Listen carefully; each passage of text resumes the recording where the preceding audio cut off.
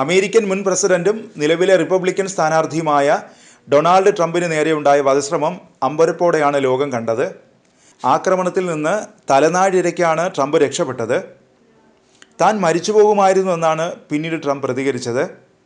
ഇപ്പോഴിതാ ഇതുമായി ബന്ധപ്പെട്ട് ഞെട്ടിപ്പിക്കുന്ന വിവരങ്ങളാണ് പുറത്തു വരുന്നത്.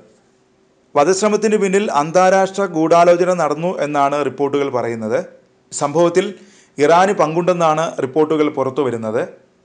നവംബറിൽ നടക്കുന്ന തെരഞ്ഞെടുപ്പിന് മുന്നോടിയായി ട്രംപിനെ വധിക്കാനുള്ള ശ്രമമാണ് നടന്നതെന്നാണ് US രഹസ്യാന്വേഷണ വിഭാഗത്തെ ഉദ്ധരിച്ച് മാധ്യമങ്ങൾ റിപ്പോർട്ട് ചെയ്യുന്നത്.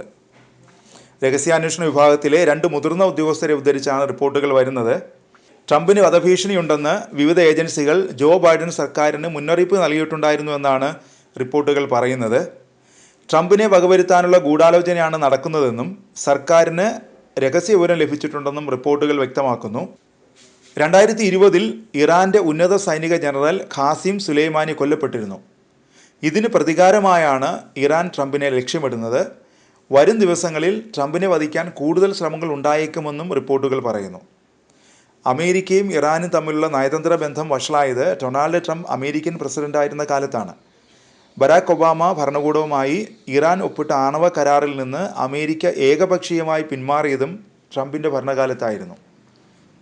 ശനിയാഴ്ച പെൻസിൽവാനിയയിൽ നടന്ന റാലിയിൽ വെച്ചാണ് ട്രംപിനെതിരെ വധശ്രമം ഉണ്ടായത്. 20-കാരനായ തോമസ് മാത്യു ക്രൂക്സ് ആണ് മുൻ പ്രസിഡന്റിനെ വധിക്കാൻ നിറയൊഴിച്ചത്. ഇടത് ചെവിയുടെ മുകൾ വശത്ത് പരിക്കേറ്റ ട്രംപിനെ ആശുപത്രിയിൽ പ്രവേശിപ്പിച്ചിരുന്നു. തിരഞ്ഞെടുപ്പ് പ്രചാരണത്തിന് ഒരുക്കിയിരുന്ന വേദിക്ക് സമീപത്തുള്ള മാനുഫാക്ചറിംഗ് പ്ലാന്റിന് മുകളിൽ നിന്നാണ് ക്രൂക്സ് എന്ന ചെറുപ്പക്കാരൻ വെടിയുതിർത്തത്. സംഭവത്തിൽ അന്വേഷണം നടക്കുന്നുണ്ട്. അതിനിടയിലാണ് പുതിയ റിപ്പോർട്ടുകൾ പുറത്തു വരുന്നത്. വധശ്രമം ഇറാന്റെ ഗൂഢാലോചനയാണെന്ന് US രഹസ്യാന്വേഷണ വിഭാഗത്തിന് വിവരം ലഭിച്ചതായി CNN നേരത്തെ റിപ്പോർട്ട് ചെയ്തിരുന്നു. എന്നാൽ സംഭവത്തോട് ദേശീയ രഹസ്യാന്വേഷണ വിഭാഗമോ ട്രംപിൻ്റെ പ്രചാരണ വിഭാഗമോ ഇതുവരെ പ്രതികരിച്ചിട്ടില്ല.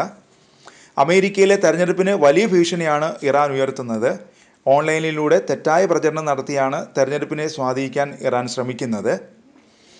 പെൻസിൽവാനിയയിലെ റാലിക്കെത്തുന്ന ട്രംപിൻ്റെ സുരക്ഷ വർദ്ധിപ്പിക്കണമെന്ന് ഇൻ്റലിജൻസ് വിഭാഗം സീക്രട്ട് സർവീസിന് നിർദ്ദേശം നൽകിയിരുന്നു. അതിൻ്റെ ഭാഗമായി അധിക സുരക്ഷയും ഒരുക്കിയിരുന്നു എന്നാണ് അധികൃതർ പറയുന്നത്. എന്നാൽ ഈ സുരക്ഷാ കവചങ്ങളെയെല്ലാം ഭേദിച്ചാണ് 20-കാരൻ ട്രംപിന് നേരെ നിറയൊഴിച്ചത്. വധശ്രമവുമായി ഇറാന്റെ ഭീഷണിക്ക് നേരിട്ട് ബന്ധമുണ്ടോ എന്നാണ് ഇപ്പോൾ അന്വേഷണ ഏജൻസികൾ പരിശോധിക്കുന്നത്.